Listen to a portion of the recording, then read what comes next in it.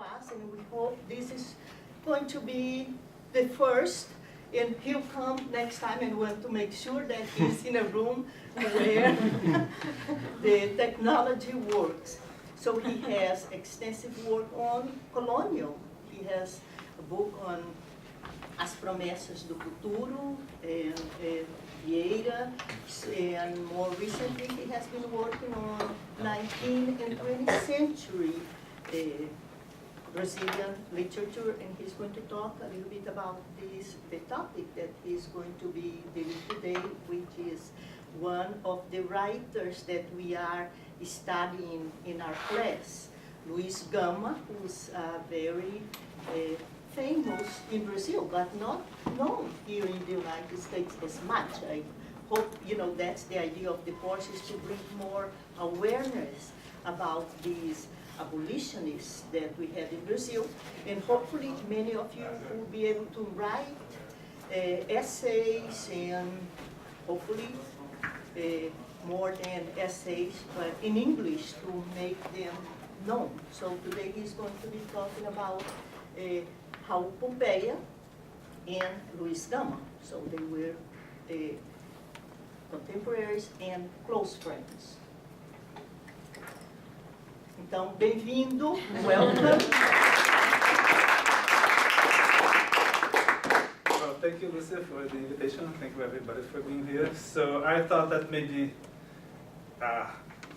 as I go, I describe the images and we imagine them, something like that, and then I'll go on to the paper because it was really divided in two parts. One that I'm actually reading, but the whole first part is actually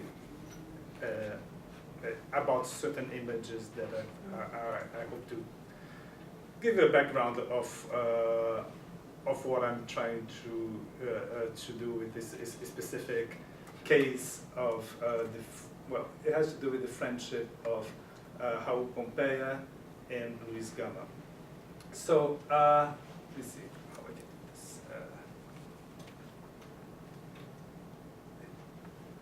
So I think one important thing, I imagine not everybody knows who Raul Pompeia is. Raul Pompeia is a very important 19th century novelist in Brazil. He's known by a novel called O Ateneu, yeah, The Athenaeum.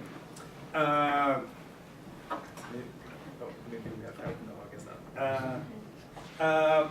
So O Ateneu, The Athenaeum, is a somewhat typical boarding school novel. Not so typical, actually. And it was published in 1888, the year of the abolition of slavery in Brazil. And it's actually interesting that the last chapter of the novel, because it first came out as a serial in the newspapers, right? And the last chapter of the novel had to be postponed because of the abolition. So all the newspapers were just talking about the abolition on May 13, 1888. And that is precisely the week he was supposed to be publishing the last chapter. So he postponed it a few weeks. So it kind of like, it's hard to tell when he wrote that the last chapter, but in a way, contextually, abolition and the novel contemporary, and then interfering with each other in a way. So the novel has a lot of, in a way, it has a Darwinistic aspect to it. The first sentence of the book is, it starts like this: "You are going to encounter the world, my father said, at the door of the Athenaeum. I wish you courage for this struggle. Vais encontrar o mundo, disse meu pai à porta do Ateneu. Coragem para a luta." And this struggle, it's very Darwinian in a way. It's struggle for existence and survival of the fittest and that kind of thing.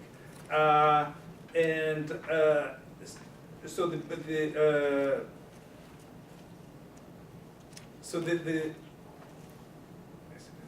the main character is called Sergio, and Cesar has this friend, so I'm just, my paper is not about the novel at all, but I just want to point out what the novel, why it is important to understand what happens later. But anyway, there's this idea of like survival, and there is one character called Franco, who in a way is the one who does not survive the school. He is a kind of scapegoat. Everybody's always laughing at him,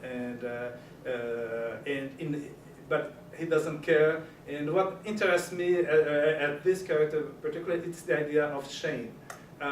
He's seen as someone who is shameless. He is not.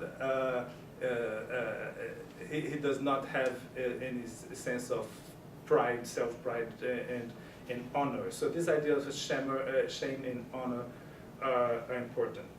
So ultimately, he gets sick and degenerates, and he dies at the end of the novel, Franco. But the novel is about Sergio's education and sentimental education, and he has certain relationships with a couple of women, but not sexual at all. One is sort of like a prostitute that everybody look at her, and the other one is the wife of the principal at the school, who is kind of a mother figure, very atypical relationship there. Most importantly, the novel traces a number of relationships with friends, male friends. The first one is the one who completely dominates him. He's absolutely feminized by this friend called Rebelo. When he got to school, the first thing they told him is like, "Oh, be careful! Do not let yourself be a slave of another friend, or to be feminized." And that's the first thing he does. And his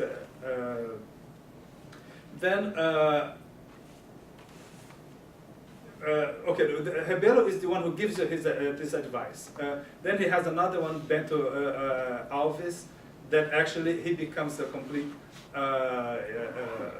slave to this friendship and to this other boy. So the reason why I wanted to have the images here is that because the novel is illustrated by himself, by Raul Pompeia, and I had, it's like, I don't know, but it would be hard to see the image of his. Yes. So it's not.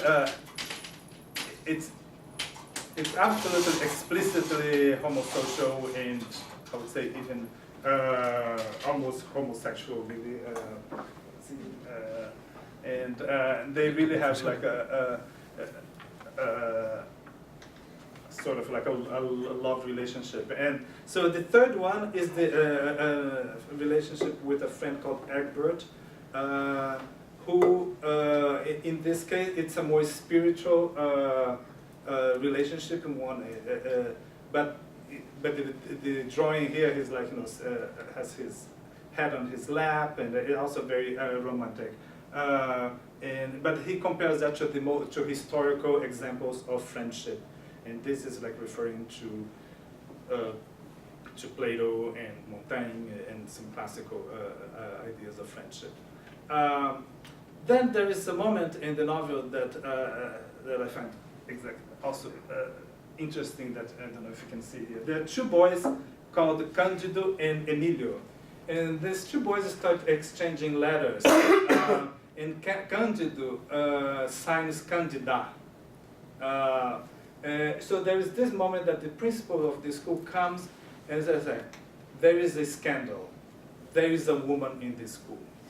And then it's this moment of shame, because then they find out that the woman was actually a boy called Cândido. So there is this moment of shame, and then and in the drawing it's very interesting because both of them are like this, but then he's looking up, and that looking up, I think, suggests something else that actually the text would say is too. It's like Cândido and Emílio folding their arms against their eyes, look at each other furtively, comforting themselves in the identity of the damnation, just like Francesca and Paolo in the Inferno. So in this damnation, like, you know, they don't die like Franco did of shame. There is a moment of resistance. They are together. They're both being the object of shame, and this identity create a possibility here. I think that, you know, for a novel written in 1888, there is this something very powerful in terms of resistance. So this is the moment that I want to highlight, and then what happens in the novel at the end, I guess it doesn't matter as much, except that it ends with a fire. Someone sets fire at the school, and the name of the character who sets fire is someone who comes from outside. It's a new student called Americo. So that's a lot of room for reading that Americo there. All right, the other thing that I want to show, and maybe is to contextualize the book, not only the book, but his career as a journalist in terms of polemics in newspaper. And he was famous for being a polemicist and an abolitionist from the beginning. And he got involved in a number of polemics, and that moment also around 1888, and in a way that's a whole different story, but it becomes dueling, it becomes fashionable in Brazil. In other places already had duel, in Portuguese a lot, and they were advertised, there were a lot of news in Brazil. There were a number of writers, famous poets in Portugal, in Italy, and Argentina, Spain, and of course in France, particularly in France, that throughout the 19th century they got involved in duels and actually got killed. Like, you know, there's like politicians, a lot of very famous people.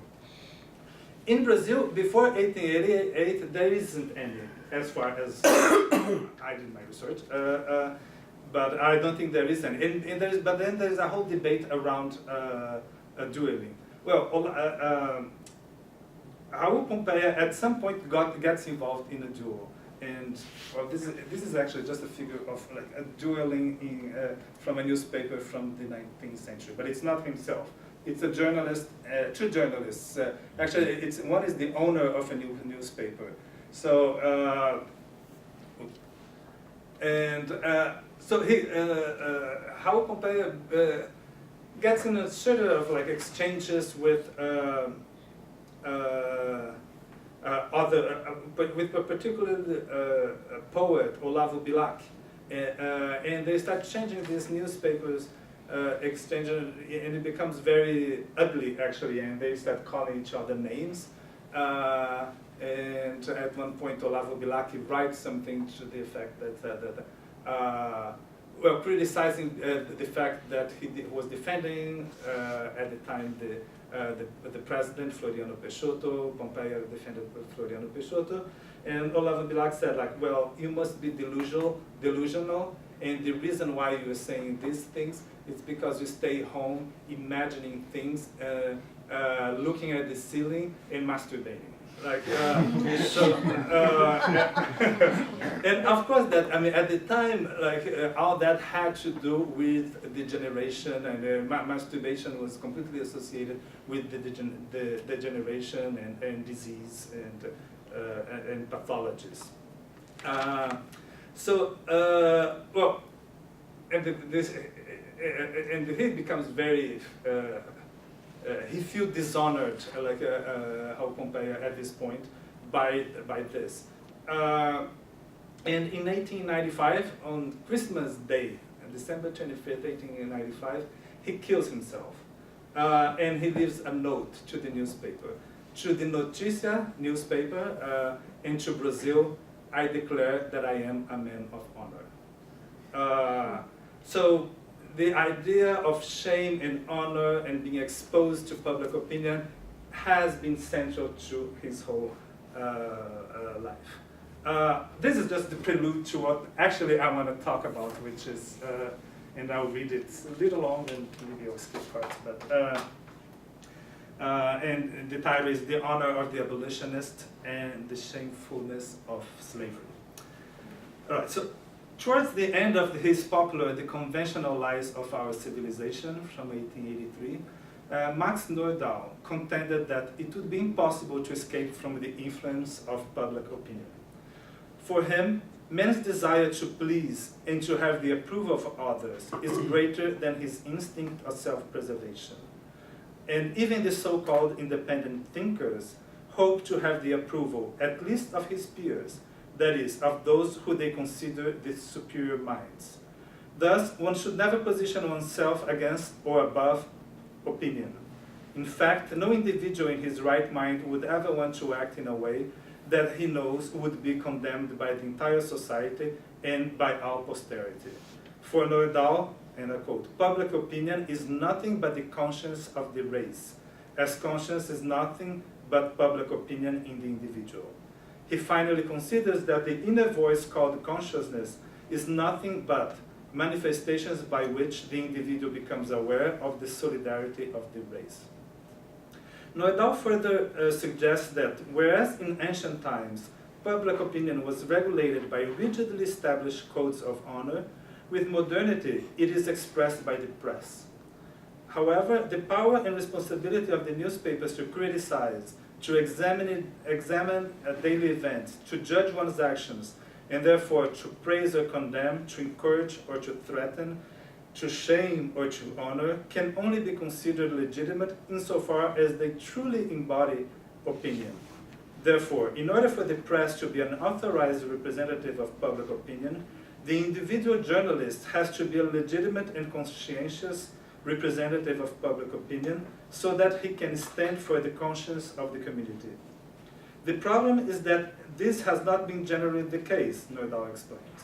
For the journalist often mistakes the liberty of the press, that is, of the community, by his own individual and unrestrained freedom of expression, without being accountable for the power that is invested in him. Thus, according to Nordau, one of the strangest contradictions of modern civilization, one of its lies, consists precisely of an unwarranted dissociation between the press and the public opinion, since the power of the former to represent the latter is commonly achieved by fundamentally illegitimate means, without the journalist or the editor ever being appointed, elected, or authorized by the people. In the rapid development of the press during the last decades of the 19th century, the role of public opinion in Brazil was a matter of great concern of several members of the latter elite, and was often translated into codes of personal and national honor that involves polemics and sometimes actual duels among journalists and all the major organs of the press. Raul Pompeia, who read, reviewed, admired, and constantly referred to Nordau's influential book, also considered that public opinion and the press were simply synonyms. For him, the issue of public opinion was the most urgent matter to be addressed by the man of letters, and the most important vehicle for the expression of popular aspirations. And I quote, "Public opinion is a mere exteriority, and as such, one might deem it unworthy. But our face is also an exteriority, and yet it is said to be the mirror of the soul. In a democratic regime like the one in which we live, public opinion has indeed to be observed as the mirror of the popular soul and the meaningful symptoms of social necessities." End of quote. Raul Pompeia became increasingly concerned with the fact that journalism in Brazil was not performing its most fundamental duty. In fact, he believed that rather than expressing the needs and aspirations of the Brazilian people, it actually expressed the interest of foreign nations, and therefore it was necessary to nationalize opinion.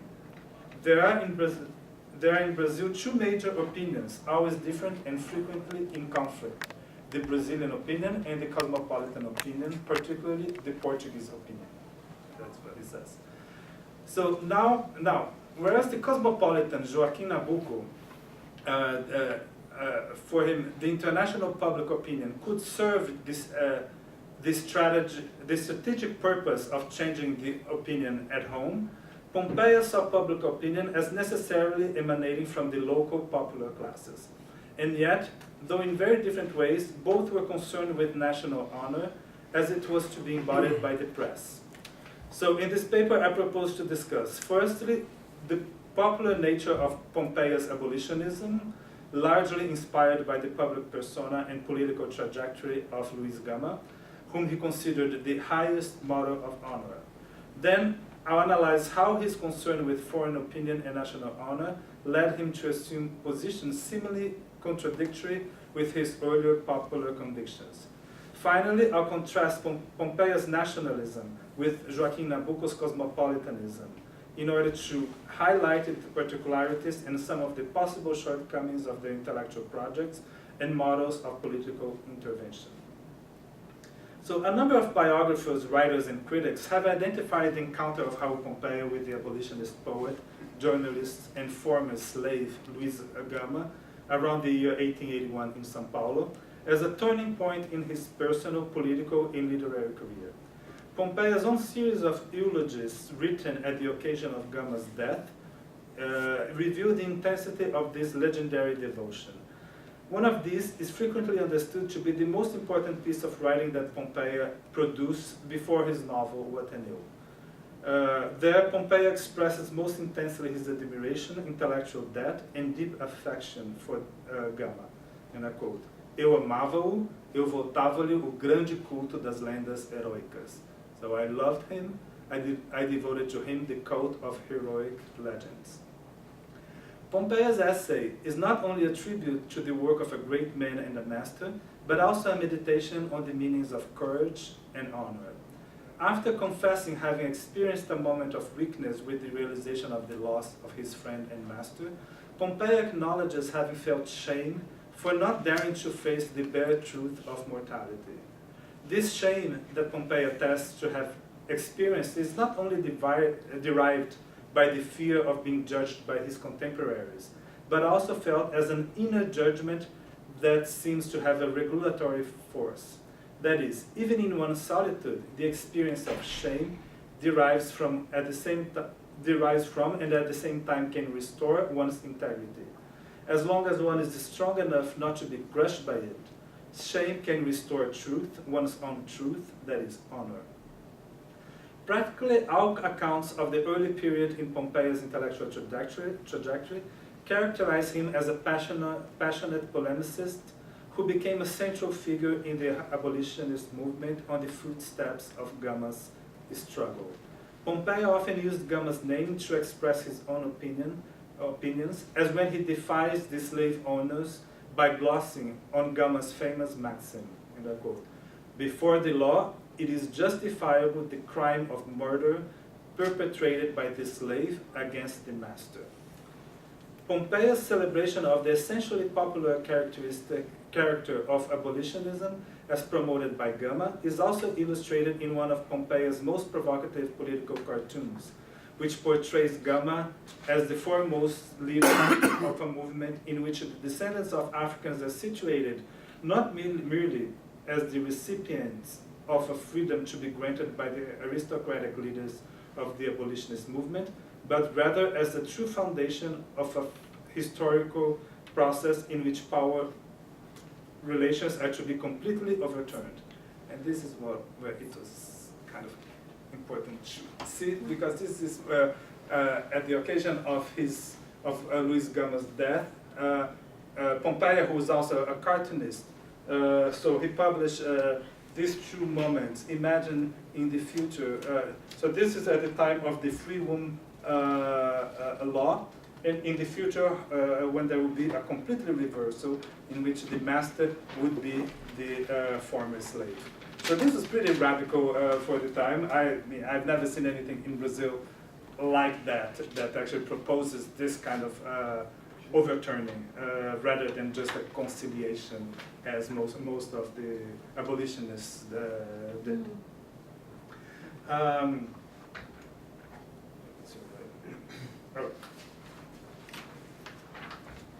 So until the end of his life, Pompeia continued to consistently dedicate his works to the memory of Luis Gama, always referring to him as an exemplary figure and an unsurpassable model of honor.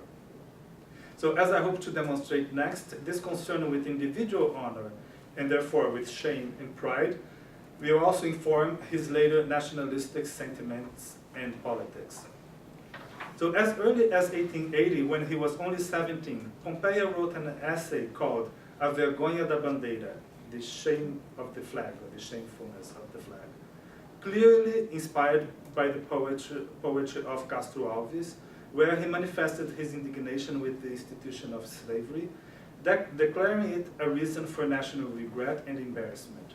This public display of national shame, like personal shame, was then intended to awaken a sense of honor by calling for justice and appealing to human dignity.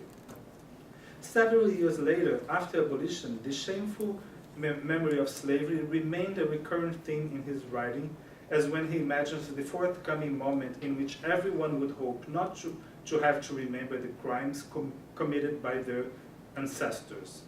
Pompeia predicts the day when people will try to deny the horrors of the past that implicates them, and no one would want to remember, and he quotes, that ant who had a naked 14-year-old black boy get beaten until he bled, or the great-grandmother who amused herself by burning the sole of the feet of her female slaves, or that relative who forced the black child to lick the wounds of her 6-year son so that it could heal faster. So the memory of such shameful images of the past is intended to provoke shame and at the same time remind the reader of an exemplary model of moral rectitude.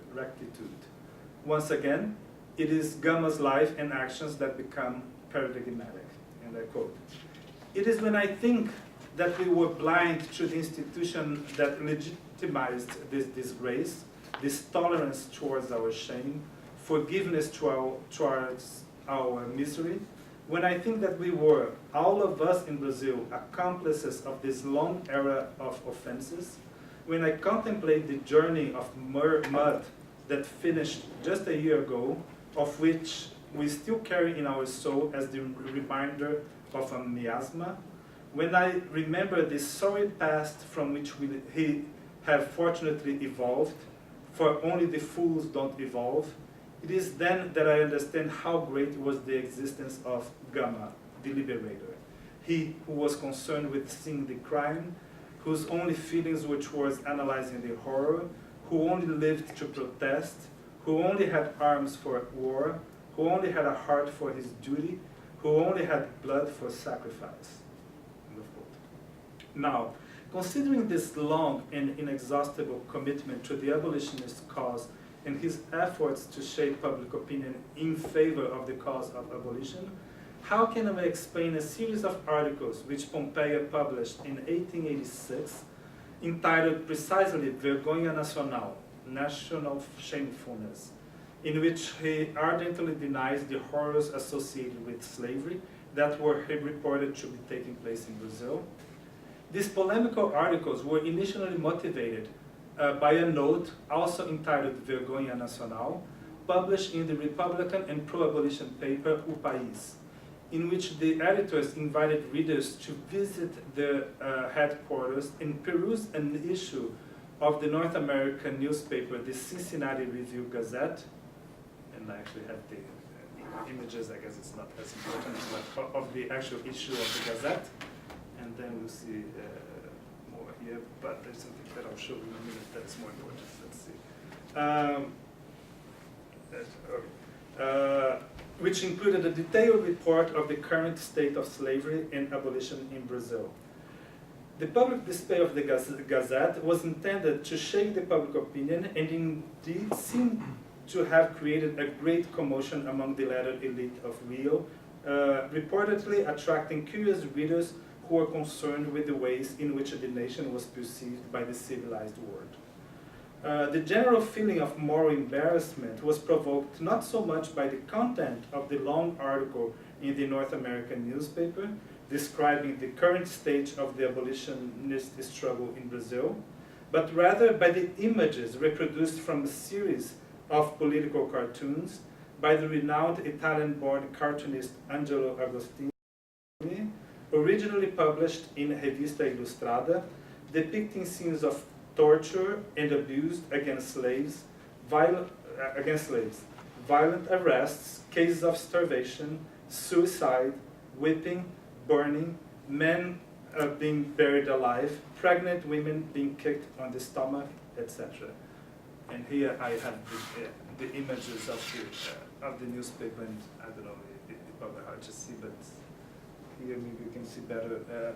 They are very gruesome images of torture that was published. There's a number of yes. I don't know, this one is what? Yeah, I guess the back. Well, I'll leave it there for now, and then we can look at them again.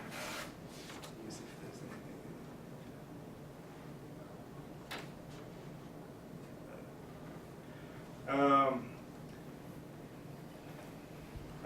Although País had been publishing such accounts of violence against slaves for several months, and although Agostini's cartoons had already been published in Brazil more than 2 months earlier, Pompeia only reacted to them when he learned that, on the one hand, the story had been publicized abroad, and on the other hand, that the American newspaper was shamelessly being displayed for the scrutiny of local readers.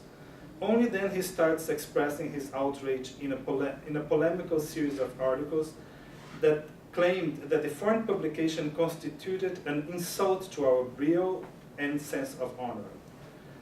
Pompeia's indignation was not due simply to the fact that the Brazilian honor was being tarnished.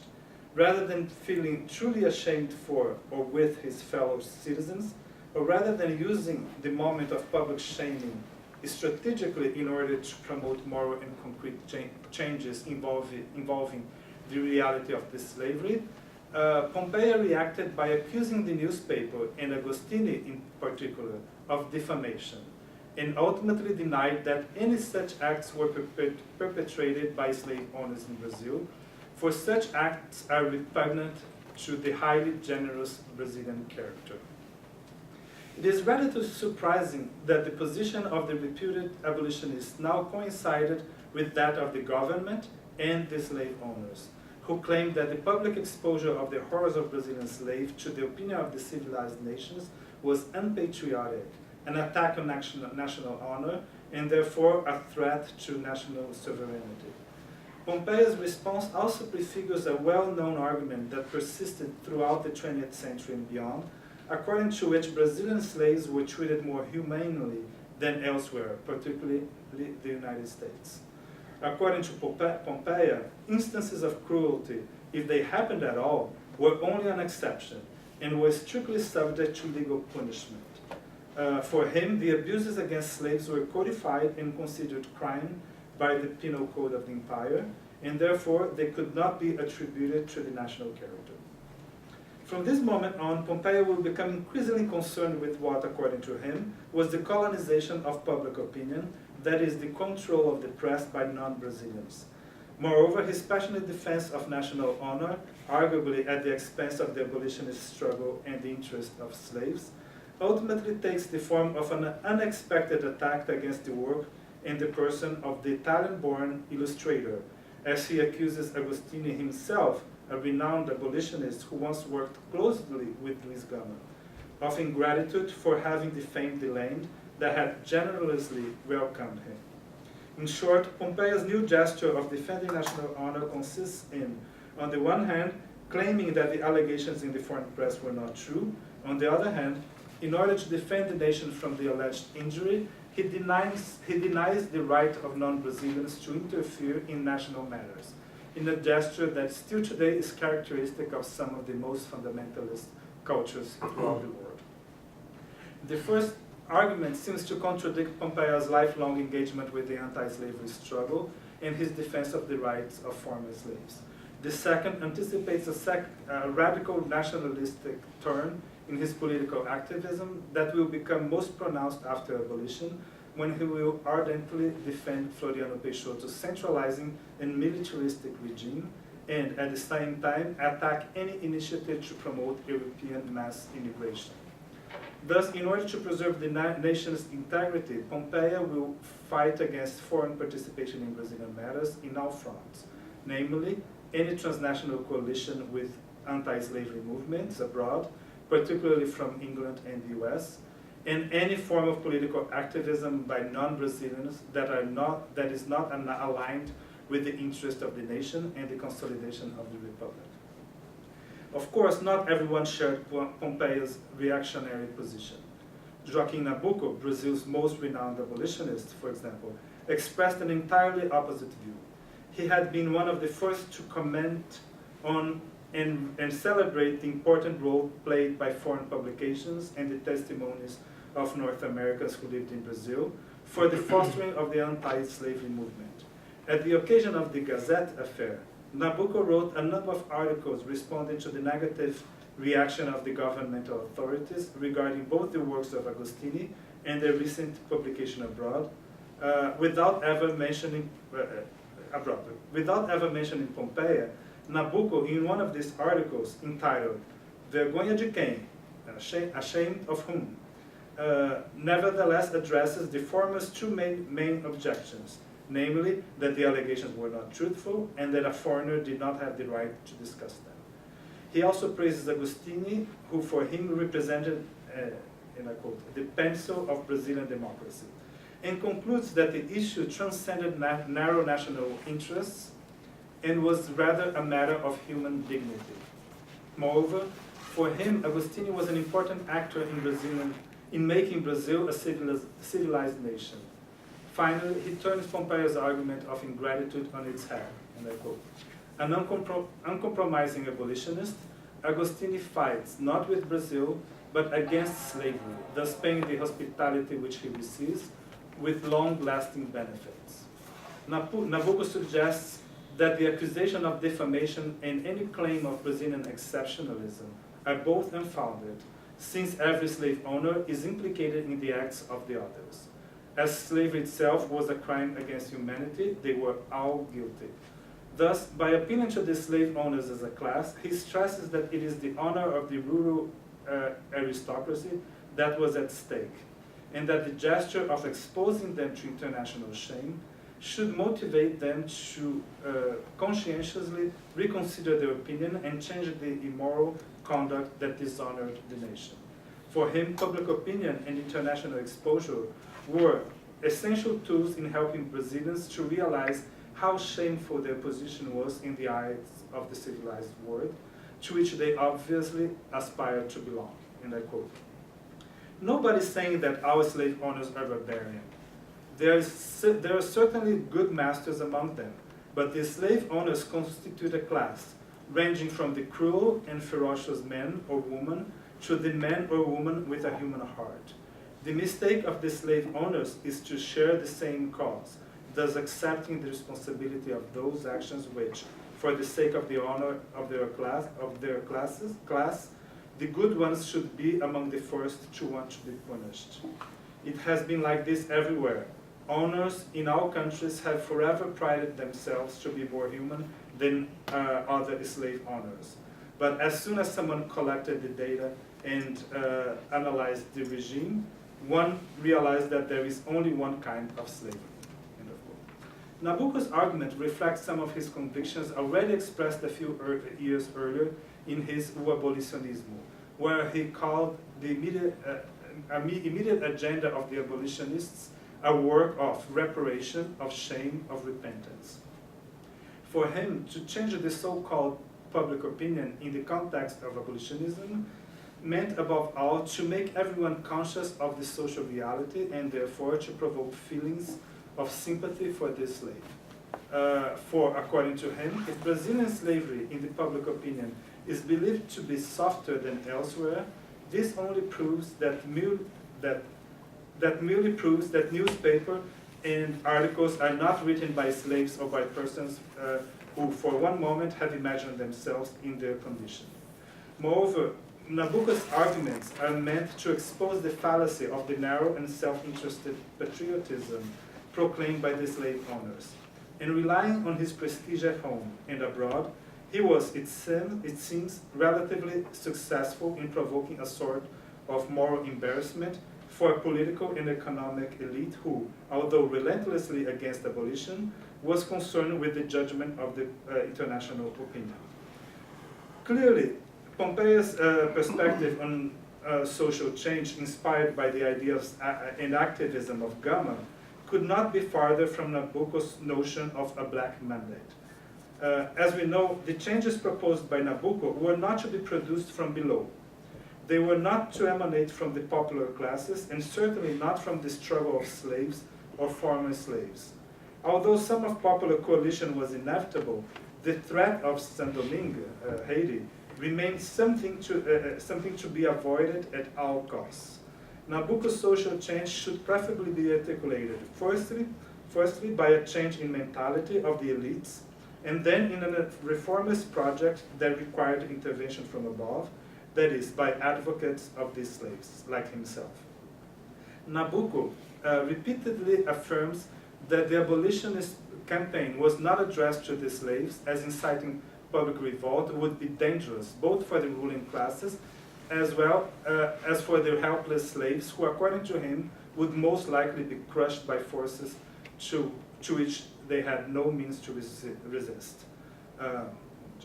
Pompey insists on pursuing the polemics for several months, turning it into a highly patriotic campaign against the periodical O País, with explicit attacks against Nabucco. He first accuses the abolitionists of not paying attention to the future of the freed slaves. And when, in April of 1887, Nabucco leaves to England to become the foreign correspondent for O País, Pompey confronts him. When in England, please tell those philanthropists who are horrified with the slavery in Brazil that the masters over here treat their slaves in the fields much better than the wealthy treat their house servants over there. And when in the United States, tell people that over here there is no racial hatred and no color prejudice. Now, it goes without saying that, unlike the ministers and the class of so-called patriotic slave owners, which Nabucco repeatedly denounced, Pompey was never in favor of slavery. On the contrary, as we have seen, he passionately deplored the fact that a truly popular abolitionism had been dismantled since the time of Luiz Gama's death. Pompey, who once proclaimed, "Sejamos convictamente bandidos," let us be outlaws with our conviction, always kept his ideal of popular resistance at the center of his public life. In fact, Pompey's later nationalism can hardly be dissociated from his early abolitionism and from a general concern for the future of former slaves.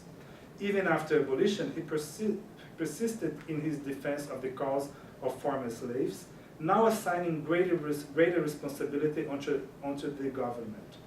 Thus, it was partly moved by a concern for the future of the descendants of Africans, but also partly due to a belief that the sovereignty of the Brazilian state was being threatened by the perspective of foreign economic, political, and perhaps ethnic invasion, that Pompey started to protest against foreign opinion and at the same time against the growing campaign in favor of subsidizing European immigration. Perhaps not completely without reason. He became increasingly anxious about the future and the integrity of the Brazilian Republic, and he might also have had in mind the new Darwinist doctrines that saw the competition between the nation as a matter of the struggle for existence and survival of the fittest.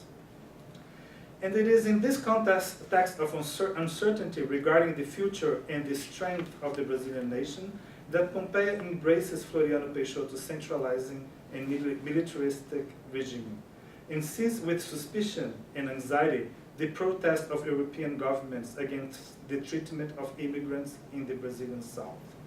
Pompey argued that Brazil remained a colony, that it had never been economically emancipated, and that its autonomy continued to be threatened by colonialism and the interests of European powers. In his new battle for emancipation, what is at stake for him is a local struggle against foreign oppression that parallels the slave's hatred for his master. In a controversial preface to Rodrigo Otávio's books Festas Nacionais, Pompey writes, and I quote, I hope that this book will mark the first coup of the last comeback of our emancipation, that it will light in the protesting hearts the flame of vivifying hatred, hatred in the name of Brazil, not the evil hatred that offends the victim, but the hatred that reacts, the hatred that demands, the hatred that redeems, the hatred in favor of justice, the holy hatred which is nothing but a militant form of love. End of quote. Again, Pompeio's nationalism, protectionism, and militant antagonism contrast with Nabuco's diplomatic, cosmopolitan politics and his favorable opinion of European immigration and its potentially positive contribution to the ethnic constitution of the Brazilian people. But Pompeo expresses his reservations in regard to European immigration, primarily in terms of numbers and concentration of one ethnic origin in the same region. He was particularly concerned with the massive immigration of individuals from the major colonial European powers, who he believed were not interested in contributing to the building of a new nation. Moved by the instinct of national conservation, Pompeo saw immigration as inevitable, but he believed that it should be slow and progressive, at least until the nation had the infrastructure to receive, support, and assimilate them. He proposed that priority always be given to a more responsible incorporation of descendants of Africans into the Brazilian economic life. And I quote, "We need, before anything, to turn our eyes to the black man. The strong and generous black man whom the proponents of invasion injure and despise. The glorious black man responsible for the institution of all the wealth in our country. The heroic and invincible black man who filled the fields in the Paraguay War with panic and wonder. The black man from whose race the great soul emerged, the apotheosis which Brazil has known by the name of Luiz Gama. We must rigorously offer him in everything equal advantages, and in case of inequality between them and whites, give them preferences in all questions regarding land sharing and work compensation. The black man was the first. He still has the right to be the first worker to be chosen." End of quote. To conclude, I would like to suggest that the point should not be to decide between Nabuco's cosmopolitanism and Pompeo populists' nationalism. As unjustifiable and misguided as Pompeo's wholesale attacks on immigration, or for that matter, its optimistic defense by Nabucco, might seem, it is important to contextualize his struggle in order to understand some of the impasses faced by those intellectuals concerned with social justice and nation building in the early years of the Republic. Moreover, their juxtaposition may help us consider some of the pitfalls involved in uncritically embracing or indiscriminately rejecting either nationalism or cosmopolitanism. The question that remains is whether or how we can separate Nabucco's cosmopolitanism, on the one hand, from his fear of popular uprising and his need to maintain the mandate in the hands of the learned and whitish elite, on the other, or Pompeo's anti-colonialism from his ultimately xenophobic politics, which became deaf in relation to internationalist labor and human rights movements, and blind in relation to the violence internal to the regime he so passionately defended. Thank you.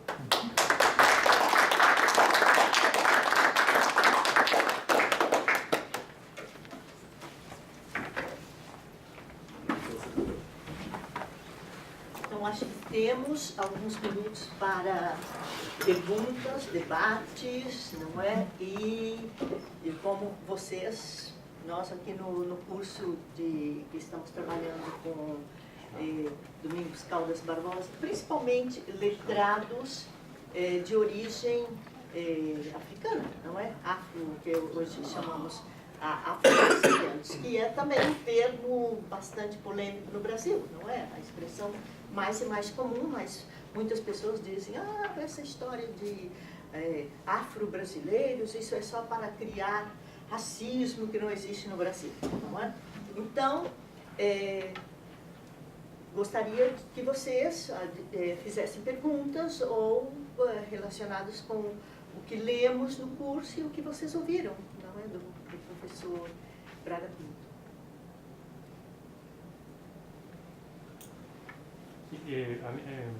We're going to talk in Spanish. Yeah. Fine. Pode falar. Yeah. No, As long as I don't have to answer anything. It Yeah. seems to me that Gama would have thought that Pompey was being an extremist. He had already died at that moment. Yeah, I mean, I know Gama had been dead, but uh, he took, Gama did not go to those extremes, seems to me. not the nationalist extremes. He was extremist in terms of, I mean, the sentence that he uses in the beginning that says like, to kill your master is always justifiable. Yeah. Murder will be justifiable if you are oppressed. Yeah. That was very radical, and that was actually on his newspaper. Luis Gama had this newspaper and had this headline that every day came out. It's always justifiable to kill the master who oppresses you. Yeah, so it is that kind of abolitionism that actually Pompey regrets that no longer exists, and it's no longer possible because it was co-opted by the abolitionists, like Nabucco and others. So he will never get along with those abolitionists. So in that sense, I mean, I think that his struggle was pretty modern, actually. Like, you know, I see Brazil today, what kind of like, when we talk about black blocs and those kind of resistance, protests that happen in Brazil, is kind of political. Now, what I don't think that perhaps Luis Gama, I don't know, we can tell, would agree with the nationalism that, and say that, with the moment where he says like, okay, in Brazil, in fact, we treat our slaves very well. So that's, No. And were there many uprisings between 1860 and 1888 there were, Yeah. yeah. in Sao Paulo? Yeah, in earlier too. Yeah, in 1835, the famous Revolta de Malés, no? Yeah. Pedro, Yeah. Comentário e uma pergunta. Actually, should I speak in Portuguese or in English? Portuguese sounds better. Yeah. Any objections to No objection to Portuguese. Ok. Então, eu tenho estado a trabalhar para o projeto do meu segundo livro no estudo das origens do discurso lusotropicalista. E tenho levado em algumas direções. Neste momento estou justamente a estudar as reações ao abolicionismo em Portugal e obviamente vou ter que trabalhar a questão em relação ao Brasil também. E o que eu percebi agora com a sua fala é que o debate que ocorre em Portugal até os anos 50 do século XIX é exatamente o mesmo que está ocorrendo no Brasil. E os argumentos são exatamente iguais, com a diferença de que em Portugal continental já não existia escravidão. Na verdade, a escravidão tinha sido abolida por um decreto Marquês de Pombal, que nunca foi observado na prática, não é? Em 1760. Mas o que a minha pesquisa me tem desocultado, digamos assim, é que muito provavelmente a origem do discurso lusotropical está nesta discussão do comparativismo em termos da escravidão e dos sistemas de escravidão no mundo de língua portuguesa e no mundo anglófono, essencialmente. Eu cheguei a essa descoberta através de Hegel, porque essa ideia do Raul Pompeia não é original dele. Hegel diz na filosofia da história que os portugueses eram mais humanos do que todos os outros povos coloniais. E obviamente quando eu encontrei isto em Hegel fiquei absolutamente espantado, porque obviamente o Hegel não era alguém que tivesse um conhecimento muito profundo da realidade histórica luso-brasileira, não é? Portanto, mas é Jean Cortesão quem cita esta passagem de Hegel como sendo uma autoridade, não é? Ele diz, então você, já um ano antes da morte, em 59, 2 anos antes de começar a guerra em Angola. Ele é entrevistado por um jornal de Lisboa que lhe pergunta: então o que é que você pensa do lusotropicalismo e de Gilberto Freire? Ele diz: eu acho Gilberto Freire e a teoria lusotropical muito interessante. Eu não tenho competência para julgar sobre ela, porque está fora da minha jurisdição, mas eu acho muito interessante. E, já agora, a prova de que nós, portugueses, fomos colonizadores mais humanos está em Hegel. Ele diz na filosofia da história que blá, blá, blá. E eu fiquei muito desconfiado, mas fui ver e, de facto, lá estava a citação em Hegel. Agora, o que Jean Cortesão não fez foi aferir que Hegel estava também a citar outra pessoa qualquer. Neste caso, são narrativas de viagem britânicas, não é? De viajantes britânicos que vão ao Brasil e ficam fascinados com a abundância de escravos livres nas cidades brasileiras da costa, sobretudo. Não é? Portanto, há todo digamos, uma filiação deste discurso na questão da escravidão e na forma como essa questão é vista num ponto de vista anglófono ou lusófono, digamos assim, apesar de ser um termo anacrónico. E o que eu não tinha percebido ainda é que estas discussões são praticamente iguais tanto em Portugal como no Brasil, apesar das motivações serem distintas. Obviamente, no Brasil vai servir para consolidar o discurso da democracia racial e, no caso português, vai servir para justificar a persistência do colonialismo em África, não é? Sobretudo a partir da segunda metade do século XX, já depois da Segunda Guerra Mundial. Agora, o que até hoje tem sido dito é que Portugal apropria-se do discurso de Gilberto Freire, o que acontece, isso está documentado, não é? Mas parece-me que não foi estudado tudo o que está para trás, não é? Para aferir que, de facto, esse discurso tem uma origem mais remota e que não está sequer em Gilberto Freire. Eu já publiquei um artigo em que falo do Oliveira Lima, onde já que foi mestre de Gilberto Freire em Pernambuco antes de ele vir para os Estados Unidos, não é? E onde já se encontrou em germe algumas dessas ideias. Mas parece-me que a origem está ainda muito mais remota e tem justamente a ver com a reação do mundo luso-brasileiro às críticas que vêm do mundo anglófono, nomeadamente do espaço britânico e depois norte-americano. E há uma reação nacionalista a esses desafios que vêm do exterior. Não é? Mas eu acabei por falar mais do que eu queria e a pergunta que eu tinha era se no seu trabalho existe alguma dimensão portuguesa ou neste momento ela é exclusivamente brasileira, digamos assim. Não, na verdade é realmente brasileira, porque o que me interessa justamente no Brasil, após a abolição, como é que essas relações foram reorganizadas, digamos. E essa foi talvez uma das maneiras, e os vários elementos que, na verdade, influenciaram isso. Então, aqui tem a questão da imigração europeia que está para acontecer ali, toda a discussão, não só em relação à imigração chinesa também, que está todo em torno, ao mesmo tempo que o Pompeu está tendo essa reação, por exemplo,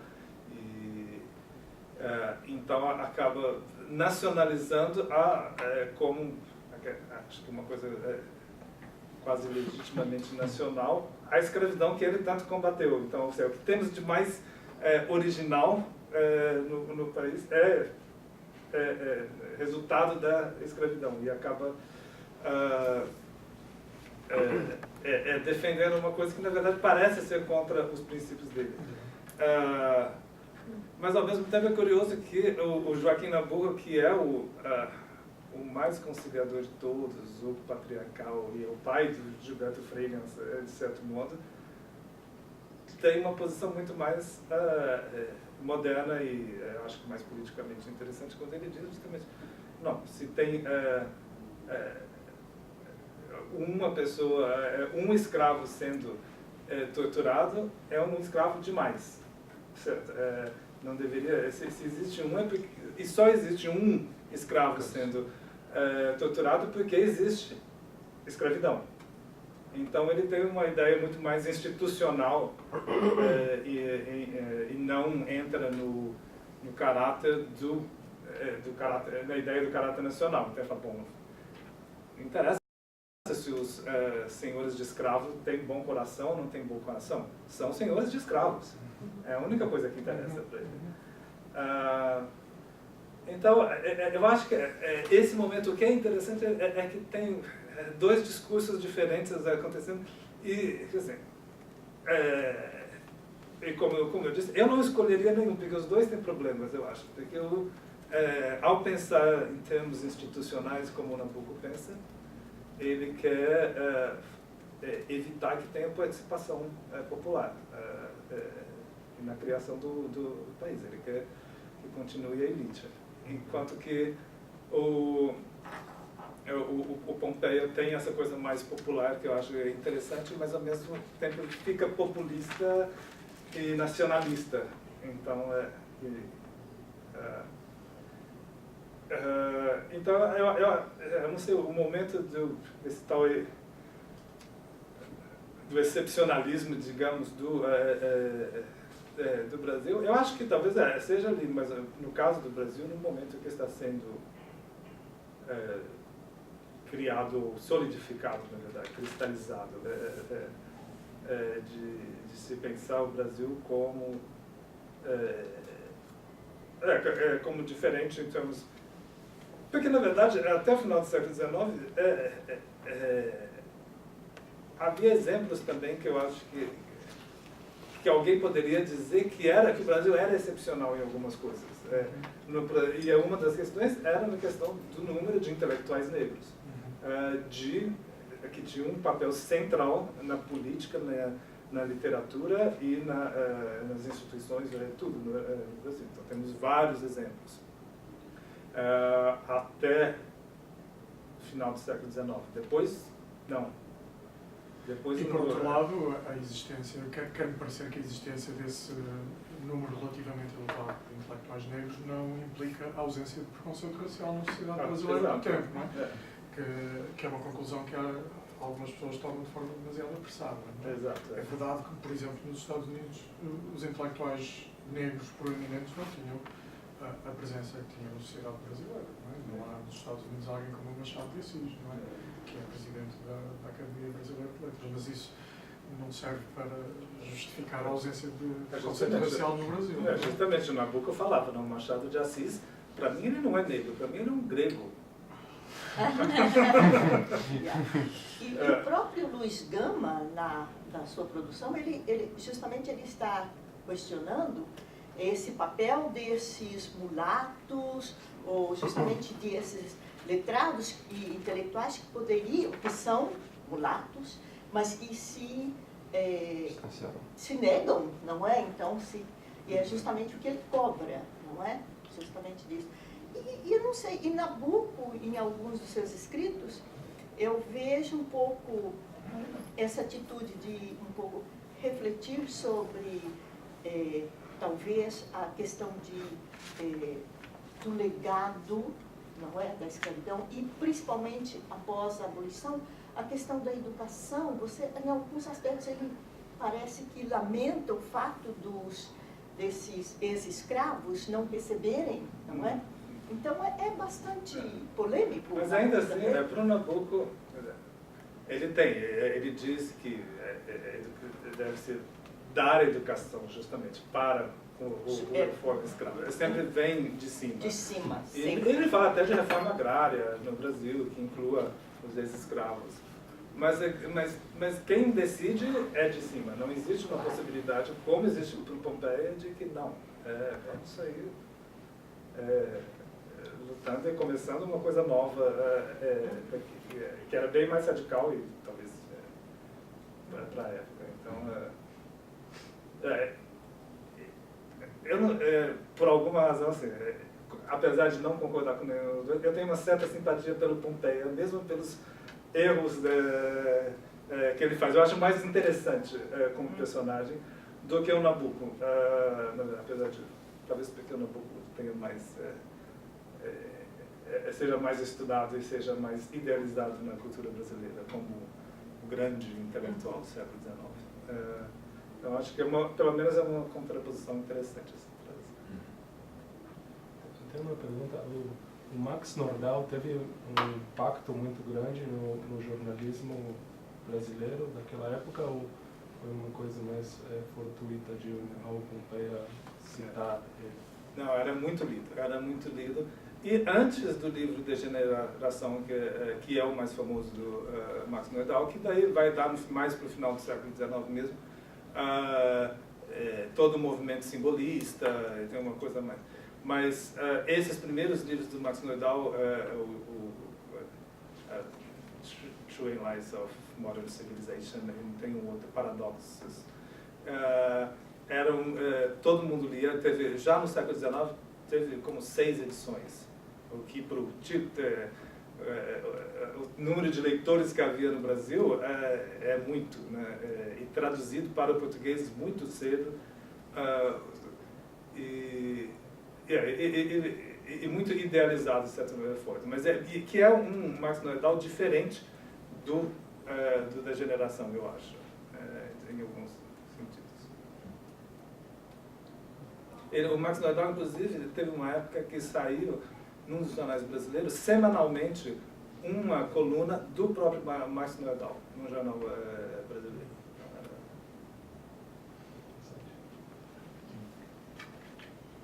Alguma outra pergunta?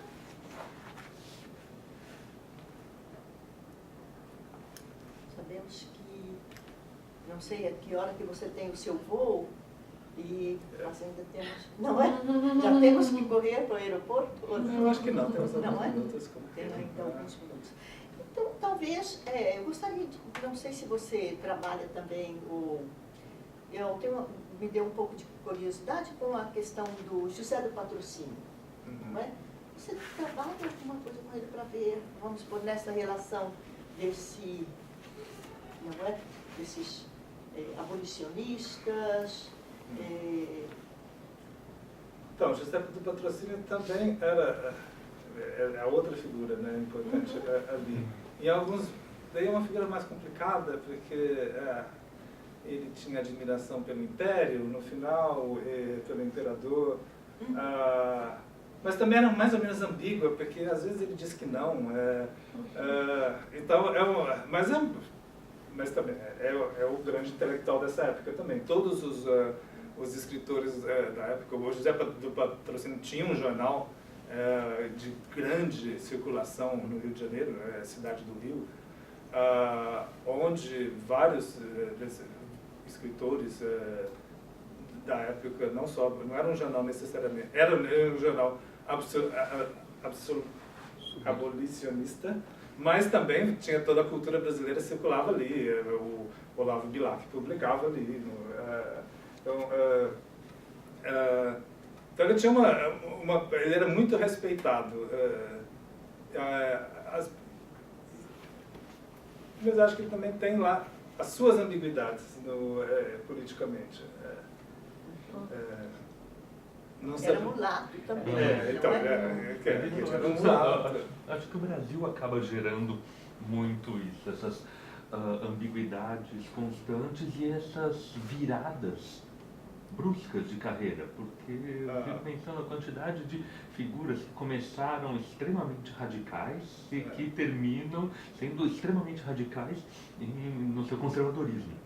Desde os românticos, pensando até chegar num Paulo Francis, as viradas à direita são tão comuns na cultura brasileira. É possível, mas a minha questão é que no caso do Pompeia, justamente, o que eu tento entender, eu não sei se é uma virada, não estou completamente convencido de que é uma virada de direita, porque ele continua com os mesmos, ou ele era de direita antes, ou no final não é tão à direita, porque o que ele sempre defende é que os negros no Brasil, os descendentes de africanos, têm que ter todo o direito, e ele continua até o final da vida defendendo isso muito, e contra os estrangeiros e a imigração. E uma coisa que eu acho interessante também, que eu só menciono brevemente quando falei, que talvez ele tivesse alguma razão, porque nesse momento, em 1890, a autonomia do Brasil mesmo estava muito ameaçada. Os ingleses estavam na costa do Brasil, tinham invadido ocupado uma ilha, esqueci o nome da ilha agora, uma pequena ilha que tem ali perto do Nordeste, e houve toda uma polêmica sobre a ocupação inglesa de uma ilha. No sul tem problemas com a Argentina, no norte com a França. Todas as bordas, as fronteiras do Brasil estão sendo ameaçadas em vários sentidos. E por dentro tem uma quantidade de imigrantes que estão fazendo revoltas meio autonomistas também, e ele fica muito preocupado. Então tem uma coisa que é anticolonial, de certo modo. E, bom, e é nesse momento também de que na África está tendo Scramble for Africa. Então, ele está vendo tudo isso e fala assim, bom, não vai sobrar nada aqui, né, se a gente não começar a se unir. Então, acho que ele tem alguma razão aí. Por isso que dizer, eu não consigo ver nenhum dos dois, na verdade, como conservador ou de esquerda ou direita, porque as contradições, a complexidade. Ele já pressentia? Já pressentia? O imperialismo eminente norte-americano, porque no 1892 Martí fala da ameaça do norte. Sim. Sim, e Pompeia já pressentia esta ameaça do norte? Eu imagino que sim. Então, ele justamente não fala, não entra muito nessa questão, mas eu acho que estava claro ali naquele momento, né? Os Estados Unidos é a grande potência que claro que é diferente para o Martí, que está ali ao lado, né? Sempre aquela... Ele estava em Washington D.C., New York, sim. Então, e a ameaça de invasão era clara também, sempre foi para Cuba, mas para ele então não era tanto, ele tinha uma preocupação da colonialismo cultural, ele fala dos portugueses, a nova imigração portuguesa, e de um colonialismo dos meios de produção, inclusive da imprensa, também, que é muito nas mãos de estrangeiros. Então acho que os Estados Unidos não era a maior ameaça nesse momento, mas ele via também. E eu não sei se, como diz, não sei como interpretar o personagem no final do Ateneu, o Américo, não sei se é... qual uma Américo leitura possível.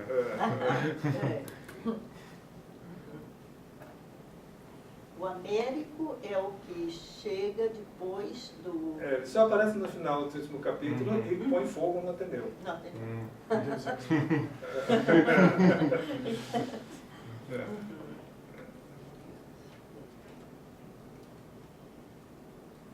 Bem, então, temos que agradecer ao professor.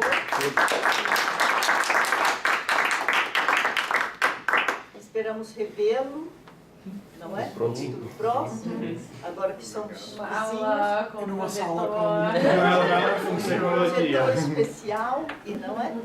Isso.